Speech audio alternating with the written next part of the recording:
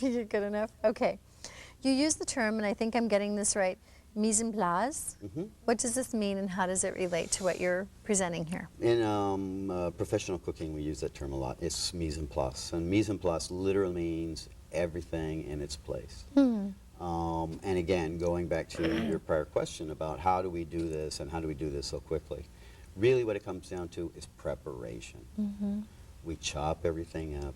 Getting good at prep. We get everything prepped. Then we cook.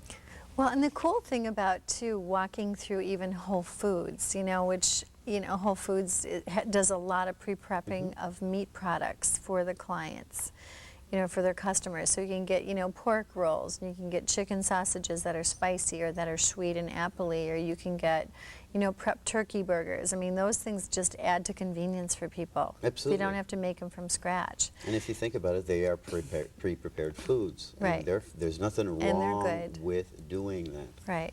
Time savers, which we love. Absolutely. All of us in our busy lives. So a lot of us have heard and listened to the term live foods, but I can't tell you how many people are like, what's a live food? So Peter, what's a live food? It depends who you ask, but you're Okay. right. A lot of people have a lot of different interpretations. I think if you ask Charlie Trotter, and I hope he's not watching when I say Hey, this, Charlie. but that for Charlie, that can mean literally serving live fish. Okay. Still moving and undulating Still and squirming moving, fish. squirming. I had that once in Japan. I was like, eh!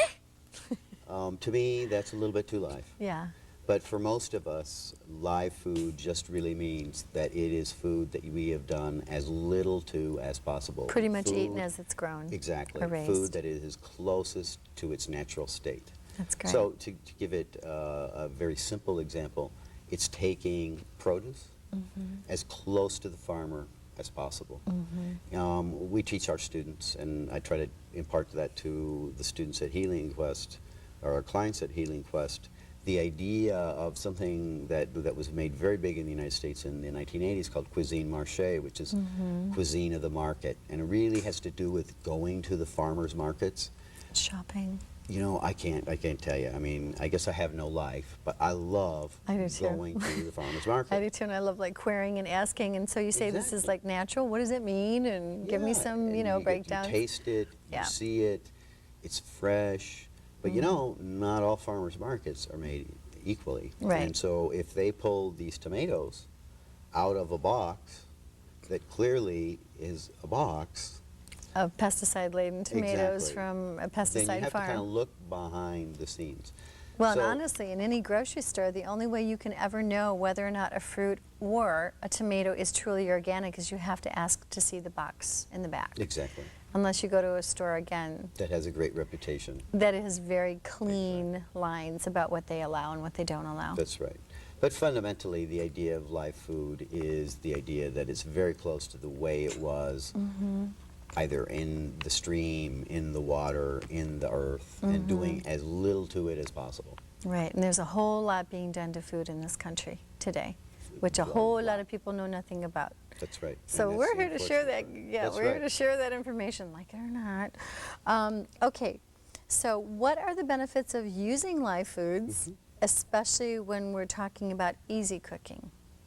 The beauty of live foods is not only is it healthy, but if we're using live foods, we're cooking it very little time.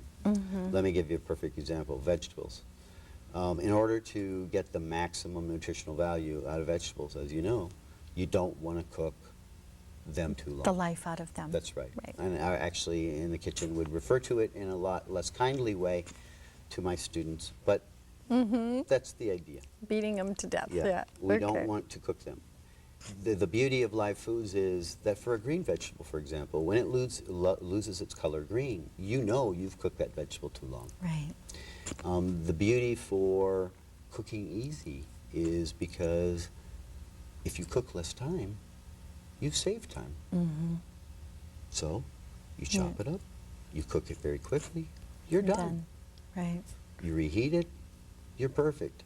It's good to go. Right. So you kind of undercook the vegetables, actually. You definitely undercook the vegetable relative to what most people are used to. Cool. I think most people in this country, although much less than they used to be, tend to look at the color olive green and they say, well, you know, that's okay.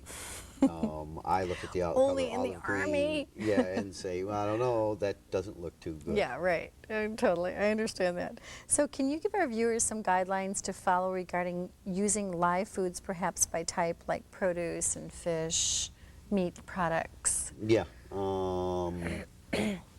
In terms of, we'll talk about fish. Fish is one of those things that probably is most enigmatic for people, and they tend to shy away from because they don't. I think that people are scared of fish, and fish. Most people are. It has the worst reputation of being stinky and, Exactly. you know, disgusting and slimy, and I'm like, that's not fresh. Exactly. It's pretty simple. And the truth of the matter is, in some cases, slimy fish is exactly what you look for. Really? And what kind of fish? Especially freshwater fish. You want to see slimy fish. You do? You want to didn't have know slimy that. because that slime on the fish is actually what protects the fish in the water. Okay. Trout. Gets There's slimy. a great place up in just on this side In just Wisconsin? across the border in Wisconsin, called Russian Waters, that makes farms, and this is one of the only times that I really am in Encourage favor of farm foods. raised any fish, but they raise some great farm fish, and they do a great job, and this stuff is pristine. Are they tank fish or are they No, they're river actually fish? in rivers. Okay. But the water that's tested at the beginning of the river versus the water that's tested at the end of the river, the Quite water's different. coming out cleaner Of the stream. when it comes out than it was coming in. Really? And the quality of the fish is just phenomenal. Really? But scallops is another thing.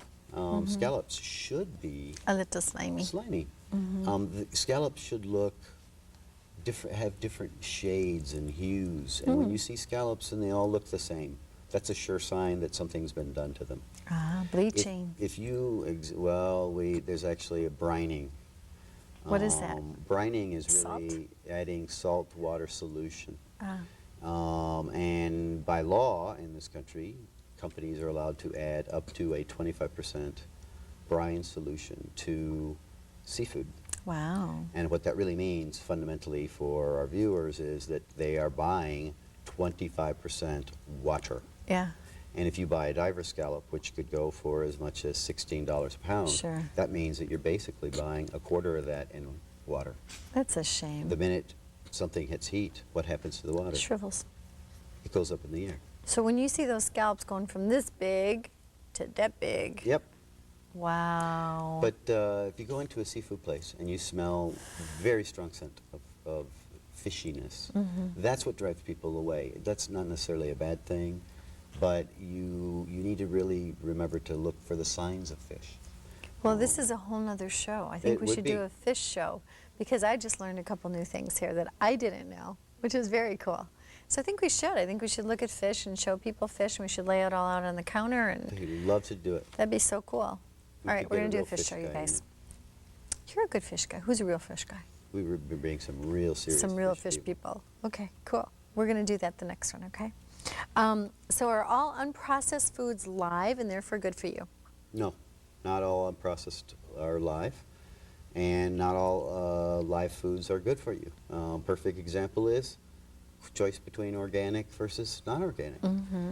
As you well know, for many, many, many years, that we've been using foods that were fresh foods, fresh fruit. But fresh fruit, more than anything else, has been laden with pesticides in this country for many years. And So awful. obviously that's not very good. Right. And in some cases, it's just the flavor's been bred out of it, the quality's been bred out of it. And if the flavor is gone and the quality is gone, there's Not no much is nutritional left. value. Well, the interesting thing, too, to know is like with foods such as a tomato or an apple, they can be perfectly gorgeous to look at. All you need is nitrogen, water, and a seed to grow something that looks perfect. That's it. Doesn't have to have nutritional value. We're running out of time, believe it or not, Peter. So real quick, because we've just got a couple minutes.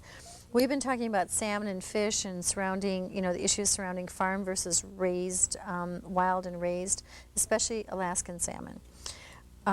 Would you care to kind of go over that real quick with our viewers? Because people are confused now. Right. Should I do farm fish? Should I not do farm fish? Should I do wild fish? Do they have to be wild farm fish? You know what I'm saying? Because there are all kinds of different labels. In general, the issue about farm versus fresh fish or non-farm raised fish, wild fish, is this really relates to salmon more than any other fish. All the catfish anymore you cannot buy unless you fish it in the wild. It is all farm raised.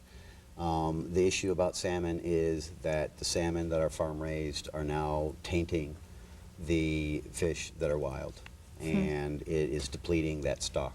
What kills them off? Aren't they disease laden? They have way different characteristics. They're very aggressive, and they are disease laden. They're angry. They're in tanks. Well, I would be too. Yeah. But the Because state of don't Alaska. salmon have to swim hundreds of thousands of miles every Correct. year? They're And they have amazing suppressed- but They've fish. suppressed those Genes. characteristics and those genes that's in the farm. awful. The state of Alaska does not produce farm-raised salmon. That's great. So it's all fresh stuff. So That's if great. it's advertised and you believe your fishmonger, they're very credible by Alaskan. And I don't normally endorse anything, but other than that, it's fresh. It's the best. It's good. It's the best. And earlier we spoke about planning. What does this mean? Do we all need to go out and buy lots of cookbooks? Because Nope. I'm not a cookbook girl. Well, until I write my own cookbook. I'm a visual girl. Until I write a cookbook, no one needs to go out and buy a No, cookbook. wait until he does his And when I cookbook, write okay. a cookbook, then we can go out and buy. Okay. But no, we don't really need to. And in fact, I said earlier, I have all these cookbooks, and really all I do is I just integrate all that knowledge. And create an easy 1, 2, 3 And you know step what? for the I average do. Joe. You just go into the kitchen, and you know what? Isn't it really all about having fun?